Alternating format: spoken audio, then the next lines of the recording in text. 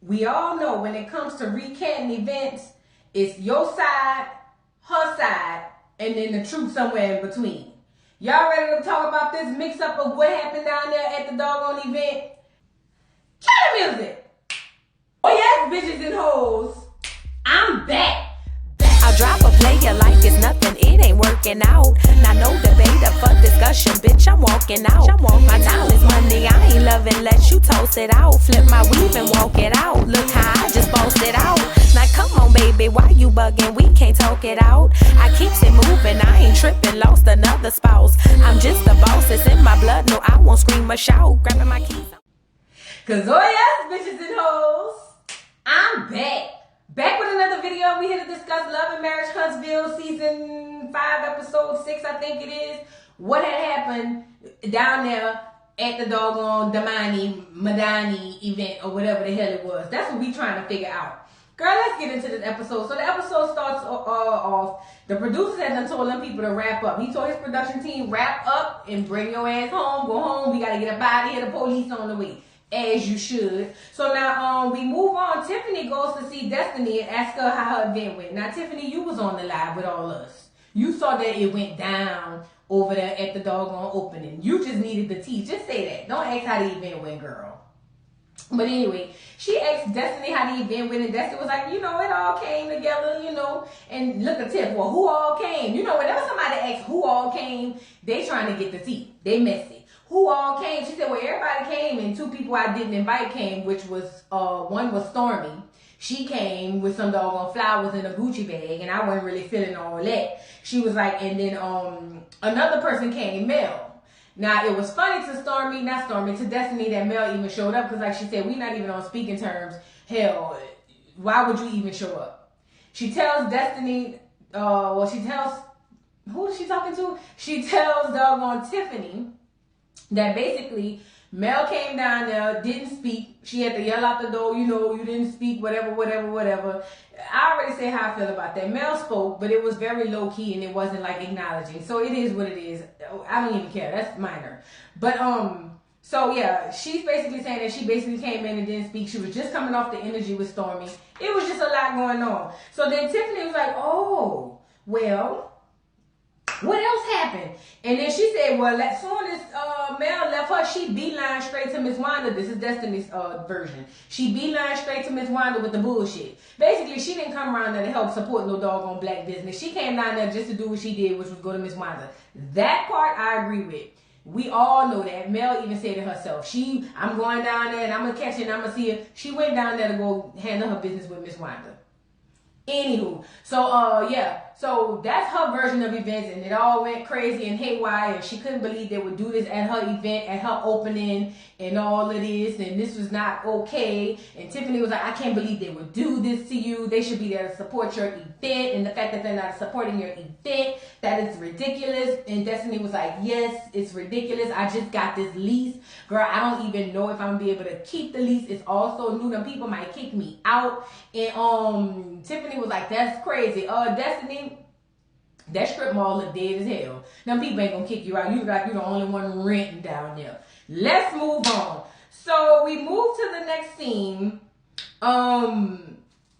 Tisha and Marcel go see Kimmy and Maurice. Now, apparently they had been fighting and carrying on the night before. Tisha and Marcel, that is. Because they was fighting about the fact that Marcel feels like, look, girl, you put me in a bad position, girl. You out there arguing and fighting behind your messy ass mom, and you gonna have me out there fighting, basically. That's where Marcel was coming from. I understand that. But Tisha's whole thing is, that's still my mama. I'm not supposed to just sit there and watch this girl bad on my mama. Like, well, the middleman to that, Tisha, and Funky Dot, even gonna tell you this here later on in the season, is keep your mama from around you and your friends, and you wouldn't have to worry about that.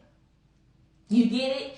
That way you won't have to put yourself in a position. But she sits down with Kimmy and Marcel and tells them, we had a fight because they came in separate cars.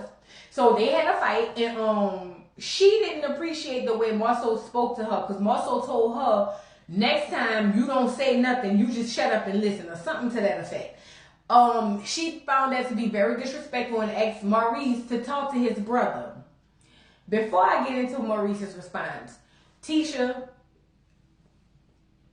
you can't have your submission and eat it too. I know it don't make no sense, but listen, y'all have already set the boundaries in the ways of y'all marriage. Maybe the wording was hitting different for you that night, but he been talking to you like that, Fat. He been talking to you like that. He's been the so-called head, you know what I mean, of the household. And at the end of the day, he was kind of right. Like, he been trying to tell you, tell Miss Wanda to get the hell on, but you keep letting your mama come back around with that BS. I gotta call a spade a spade. Miss Wanda be messy. We all know that. And at the end of the day, I look at it like this, Miss Wanda, you getting in churn mess. I know they adults, but they children to you. I don't understand why you so invested in it. But on the flip side, Mel did on this one started because you said that lady baby daddy was in your DMs. Now, however come after that or whatever come after that, that's on you. You get it? So, but back to what I was saying. Tisha, no. We not asking Marceau to stop talking to you like that. He been talking to you like that, Fat. We not gonna do it. You play the submissive, then you say if your husband and as the head of the house, and then Jesus is the head of your lives, and ain't that the steps? Well, if he said what he said, it is what it is. You know what I'm saying? So I don't understand what else you was really looking for. Hold on, my dog is barking. Saint, shut up! Sorry. So yeah, no, that's not what we doing, girl. We not doing that. Nobody's gonna talk to Marceau. Anyway, Maurice said, I could try to talk to him, but talking to him is like talking to a brick wall. Marceau's gonna do what he wanna do. Well, it's his house, it's his family, and his wife. If that's what he wanna do, what can another man outside of his house, even if his brother tell him? That's just my opinion. But anyway, Marceau pulls up later. You know what I'm saying? And he basically, they asked him how he's feeling, and he said he's fed up with it all. He said, look, this girl don't understand. She put me in situations as the leader and the protector to where I could really be caught up. One of us could have been dead, locked up, hospitalized. We could have lost everything, all because of the women with the cattiness. Basically, he said the two people who were going at it ain't even going to have to fight their own battles. So him and Martel were able to patch things up, and I didn't like that. Listen, Martel knew prior to that event that Mel was coming there to check that lady. He knew that. He didn't feel it to be important that she don't mess up the relationship y'all have business-wise. So ultimately, I get it. As men, y'all supposed to protect y'all families and all that. But if I was you, Marceau, especially after watching back this season, I'd be done with Martel. You the only one trying to give him a chance. Everybody else done washed their hands and walked away. You the only one trying to give him a chance. But nevertheless, so he was just like, yeah, me and him squashed it. We still talked about doing business. That's what we planning on doing. We were even looking at the suites at Madani. Now, Tisha's whole thing is, I don't know about all that, Fed. Tisha said she don't want to work with him. She was like, now, I don't know how that looks for Marceau and Martel, but as for me and mine, we will not be working with the Martel hoax. You get it? So then that makes Marceau be like, well, if my wife's not gonna mess with him, I'm not gonna go outside my family, so I can't mess with him business-wise. As you should. That was the best decision and the best response you could have gave, because you gotta be. Didn't they say ain't y'all supposed to be a half of each other? I can't use half of my vajayjay to get no peen and say the other half don't want it. Both sides gotta get it. You get it? Anyway, so yeah, he not gonna work with Martel no more because he said his wife ain't on the board for it. But he basically says women don't understand the collateral damage of what their actions are in those type of situations. And on the flip side, he's telling that to Maurice. Kimmy is basically in the kitchen telling Tisha the same thing. Like, you do put him in a compromised situation when you bring your mama around, and then with your mama being around with the mess, then you gotta jump in. Now he gotta jump in, and it's a doggone, what do you call it, rolling down the hill effect. Like, basically, Tisha understands that, but she don't understand it because she was like, but that's still my mom, and it didn't start because of her this time. This time it started because of Mel. It did, but it don't matter. This ain't your mama's first rodeo, Fat. We tired of it. Miss Wanda gonna have to learn how to mind her damn business up out of your group. That's just my opinion. But Tisha's crying because she feel like she don't have a voice. Oh, Fat, you ain't never had one. Let's move on. Anyway, Tisha getting her confession and said she wasn't gonna fight nobody for real anyway. But that's just, it don't matter. It wasn't what you planning on doing. It was what was going to happen. Moving on.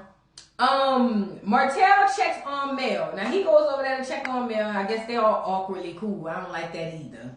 But I guess for the kids. So he goes to check on Mel, and Mel's like, thank you for standing up for me, Martell. You didn't have to do that, and you did. And he was like, well, you're still my family. I'm going to stand up for you. And she was like, I appreciate that, and you my family. So they go sit inside and have a conversation to recap what happened at the doggone event down there at Medani. So basically, she starts off with the Destiny thing. She was like, Destiny screamed out the doggone door at me, talking about I didn't speak, I did speak. At this point, she's just a blatant liar.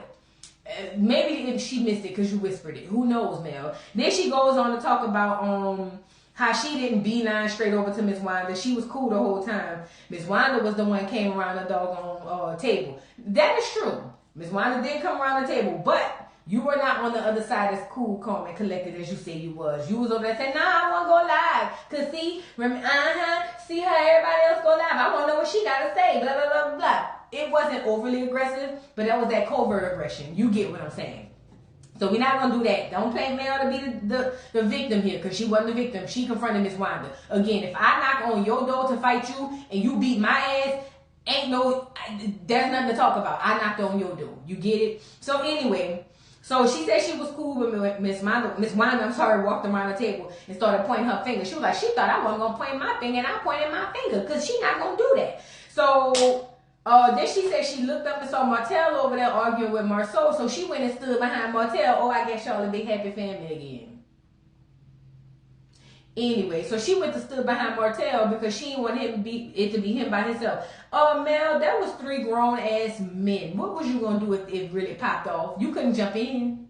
I mean, you could, but you got your ass beat. Let them men do what they do. I understand support, because Martell stuck his neck and his business out there. But, yeah, don't go stand next to him like you can battle. Now, if it was Marceau and Tisha, yes. But it was Marceau and Maurice. Also, Tisha was there. But that was really, your hands was tied with that fact. That's just me giving good advice to girls who like to be standing by their man through thickness and thin and hell and high water. And the next thing you know, you got 2 black eyes and a knuckle across your nose. You get it? So anyway, she stood behind him, and she said she missed Miss Wanda coming behind her because she was too busy checking up for Martell. Miss Wanda had crept up behind her and almost popped her upside the head. Now Martell said he didn't know she was coming either. He just felt something coming across her back. That was Miss Wanda's fist, just so you know. But he's basically on the thing that he don't want Miss Wanda around. He was like, Miss Wanda bring too much BS. I just don't want her in my space no more. Mel agrees. She don't want her in the space either. So he wants to do a dinner where they're going to address Miss Wanda not coming around. And they're going to do it at the place they did the comeback group meeting at in the first season or whatever the case. He wants to lay the law down. Look, your mother-in-law can't come around no more. It's basically what he wants to do. Let's move on. We move to the next scene. Now, Tiff bring her messy ass. Let's go back to calling her messy Tiff. To go see Stormy at her doggone estate. Shout out to fucking Stormy. Girl, that estate. Ooh, girl. All that land. And I know it's cheap down there in Huntsville, Alabama. So I know you got a good price. That's smart. You and Candy, y'all smart with y'all money. Y'all ain't gonna buy the brand new state-of-the-art houses, you know what I'm saying, just to be where the girl's at. That girl got her a ranch, or estate with horses and stuff on it, and chickens and whatnot. I don't know if they have chickens, but I feel like they do. Shout out to Stormy, girl. But anyway, she goes to see Stormy. Before I say this, Stormy says that she wants to really connect with Tiffany because they bond over being dog lovers. So she thinks that's one thing that they could get in common and really, build off of. Well, Tiff didn't bring her dog that day, but we get to meet Smoke, which is Stormy's dog, who she took off the leash, who said, oh, he ain't gonna go past the boundary line. Child, Stormy looked at her. Not Stormy, Smoke looked at her. And she said, Smoke, don't you go past that line. And Smoke looked again and took 3 steps. And she said, Smoke, don't do it, don't do it. And then Smoke went on about his business. As you should, Smoke. Who she think you is? Anyway, so after Smoke takes off and her husband got to go get him, They start talking, and it kind of starts drizzling, which puts them under the little patio area. And she starts telling her how, she wants another baby. Stormy wants another baby. She thought she only wanted one, but, after having this one and going through the process, she thinks it's deemed worth it to want another one. Messy Tiff is over there saying that she already feel like an empty nester because them churn ain't never home with her crazy ass. I wouldn't want to be home with you neither. So she's looking at having another baby too, which we already knew that. So now Tiff brings back Messy Tiff. Let's go back to calling her that. Brings back what Destiny said happened. And basically, Stormy said none of that happened. It was very cordial. And I said, what? She said it was a very calm and cool, collected conversation between Mel and Miss Wanda. It wasn't no beelining. It was just, hey, how you doing? This is what I heard from the Carlos King thing on the his show. And she said, next thing you know, Miss Wanda came from around the corner and started acting crazy. Now, I ain't gonna lie. The first physical aggression did come from Miss Wanda. She came from around that table. But why are we acting like Mel was just so innocent and saying, hey, Miss Wanda, I just wanted to ask you a few questions? That's not how that happened. Tiff was like, man, that girl feels some type of way. She said they came around there just to wreck her stuff. And she don't know if they're going to be able to keep the lease around there.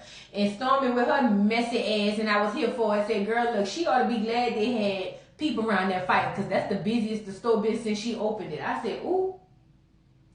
That girl said, ain't no such thing as bad publicity, girl. You got people around there. Now the hoes don't want to come and buy their hair there because they know, it goes down in front of the door. Shout out to Stormy. I'm with them. But anyway, Stormy invites Messy Tiff to be in her commercial. She's going to do a commercial for her hair care line or whatever. And Messy Tiff says she'll do it. Let's move on. Martell goes to see Chris. That's Maurice and them people. They cousin or whatever. He goes see Chris because he wants to buy a new house because his lease is up in this one and he's ready to move on. So he wants to buy a new house, and Chris asked him how him and the kids was, how the Eminem kids. It took me a second to catch on to that, and he said the kids is doing good. He asked how the relationship between him and Mel is, and he said, everything's actually good. Like, she's invited me on the vacation, like things are moving up, And then Chris was like, oh, well, shout out to y'all. Y'all might be getting back together. You never know, boy.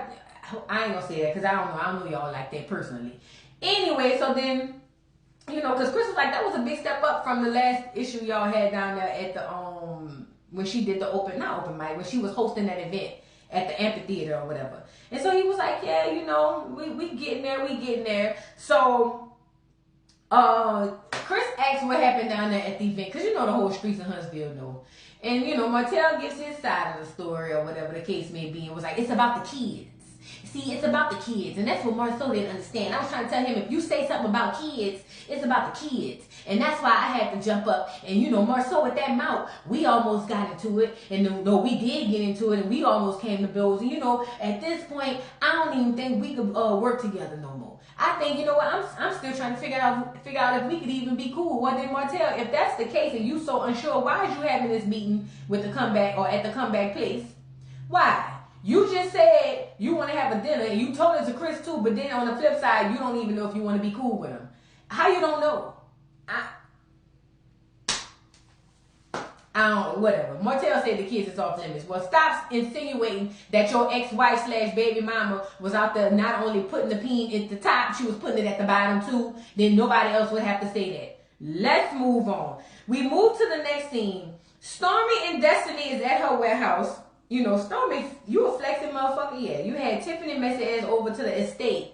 That's so the girls could know I ain't to be played with. And then you gonna have Destiny bring her little Madonna stove, little corner stove, her beauty stove, having ass on down there to the warehouse. You messy girl, but I'm here for it. So Stormy basically sits down with Destiny and tells her, look, girl, I ain't gonna lie. When I came down there, I felt dismissed. I had my flowers and I had my my Gucci bag because I wanted us to be Gucci, and I felt dismissed. And Stormy was like, I didn't even see all that. She was like, no, not you, your manager who came out there. She really was, a bit disrespectful. But I was like, you gonna hear these words. You gonna hear these words because I support black businesses. So she came around there and told her, That's why she wanted to do that. And Destiny appreciates that. She was like, you know what? I do appreciate you coming the way you came. Because other people came in a certain way and they didn't speak and they was acting damn crazy. Destiny's whole thing is in a confessional, which I don't know why she didn't tell it to her face. But Destiny was like, girl, that is so lame because if you felt like it was an issue, you could have checked her right then and there. Why you waited till she walked out the door? See, I would have asked Destiny that. I would have. I absolutely would have asked her that. But you said it in the confessional. I guess she'll see it down there at the reunion or when we see it. Yeah, that was Destiny. Why did you do that? You so lame, girl. That's what's up. Both of y'all is lame. Anyway, but she did tell Stormy, girl, look, and about that Gucci purse, girl, I would never wear it. Yeah, I would never wear it, and I would have rather you bring your products down here so we both could eat and make this shmoney. Well, Stormy had a good excuse. Well, I was in the process of closing the deal with this people and these companies, and they were saying it wouldn't be a smart investment idea to put the products or get the products in another store because blah, blah, blah, blah. I tuned it all out because it all sounded like bullshit to me. Stormy, just tell that girl I ain't fucking with you like that. Now, I'm fucking with you, but I ain't fucking with you like that. But, anyway, she was like, she's still gonna support, and what Destiny said, it don't matter. She's still gonna support black businesses because that's what she do. Stormy then goes on to say that she don't want no issues moving forward with Destiny because she don't feel like they never really had none. Here, our mutual friend, Mel, even says the same thing. And Destiny was like, girl, pause. That's not my friend. That's your friend. We ain't no mutual friends. Ain't no Teenage Mutant Ninja Turtles. None of that. That is not our friend. That's just, no. That's not what we doing. So, not Destiny. Stormy's whole thing is, well, look. You don't think you'll be open to sitting down and have a conversation with her? You never know. And Destiny goes, girl, Jesus Christ himself will have to come out of the sky and tell me that. I'm Gucci. No pun intended. That was cute. Girl, y'all better not get back cool because I'm tired of this beefing and make up to break up BS. Let's move on. We move to the next scene. Quentin, a.k.a. Funky Dineva, I love him, goes down there to visit Black. Now, he goes down there to visit Black.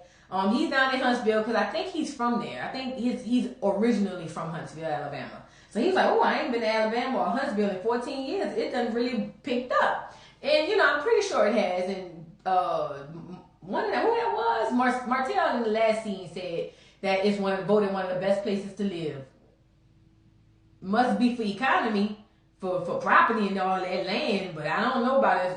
I ain't never been to Huntsville, so let me stop. I can't say, but I just can't see Huntsville being that lit. Anyway, so he sits down, Tisha and Marceau in their confessional. Marceau was like, look who stopped by. Me and Q developed a good relationship over the years. It was rocky at first, but we cool. Tisha says she's nervous about why he there. Well, we'll see. So now he over there after he get his free drink and his food, because I saw the food too. Tisha was like, oh, y'all have a new friendship. And Q's whole response was, listen, I like the fact that Martell can be a manly, masculine man and not have an issue with being friends with a gay man, because that's typically what it is. And Marceau's response is, yeah, typically those men have questions about their own sexuality and their own, it be something in their own mind. It ain't got nothing to do with, you know what I'm saying, being friends with them. He was like, me and Q could be cool. Like, it's no big deal. So now Q wants to know, girl, I was down there minding my business like I always do. And the people down there, social media was tagging me. And they say it went down here in Huntsville. Anything been going on? Have y'all gotten to start tussling down here in Huntsville? At first, Marceau tried to act like nothing was happening. And, one thing about Funky Dineva, he gonna know what the fuck he talking about before he said it. So he asked them. And then, they kind of admitted what was going on. Marceau told him what happened. And Q said some of the best things. Other than the way he booked that girl, Coach Stormy, this was the best conversation he had with Tisha. He said, Tisha, you are real complicit in your silence with your mama. You know your mama be around here acting damn crazy with all your friends, and you don't do nothing about it. You just be silent. And Tisha, well, I know it looks like that because you're watching. No, that's what it is, girl. Like Funky Dineva said, he said, at the end of the day, you got to start giving your mama ultimatums. Either she's going to come around and do right and actually not cause these type of stirs, or she's got to not come around no more. Because like she said, y'all women don't understand how they put men in these predicaments. And at first, as a woman, I was thinking of it all emotional, like, oh boy, please. But as I thought about it as he was talking, it does make sense. We do put men in compromising positions because we want to be ran. And who knows what this leads to? You know what I'm saying? So she was like, how am I supposed to do that? Like Quentin said, set boundaries, set ultimatums. If she don't meet set ultimatums, then she gotta go. Simple. Marceau was like, you better not agree with him because I've been telling you that. Marceau has been telling you that. Stop having your mama come around. But you allow her to come around. And, you know, that's where we at with it. Yeah. That was the end of the episode, girl. Listen, is Tisha gonna set boundaries? Probably not. Because like Quentin said, that's how I was raised. Because Quentin said, don't give me that old, I was taught to respect my elders and my parents and mind my parents. He was like, no, we not doing that. Well, that's how I was raised. That's Tisha. He said, listen, you acting like we was raised in the perfect way, in the best way. Hell, we as adults in 2022 in the information age, and I tell people this all the time, you gotta take the good and spit out the bad. Chew the meat and spit out the goddamn bones. A lot of things our parents, especially black parents, the way they raised us was not good. At all. At all. That whole, especially that Southern Baptist way of raising, you gotta be from the South and Southern Baptist to understand. I would say about 70% of that shit was wrong. We don't care how you was raised. Do better by your kids. That makes sense. Drop down in the comments and let me know what y'all thought about this week's episode of Love and Marriage Huntsville. Please don't forget to like, subscribe, hit the notification bell. Follow me on TikTok, and I'll see you hoes later. Bye. Mr. Carroll, how you give the voodoo dog time to talk? I don't get no fucking time to talk. Who the voodoo doll is? The nigga you just had up here.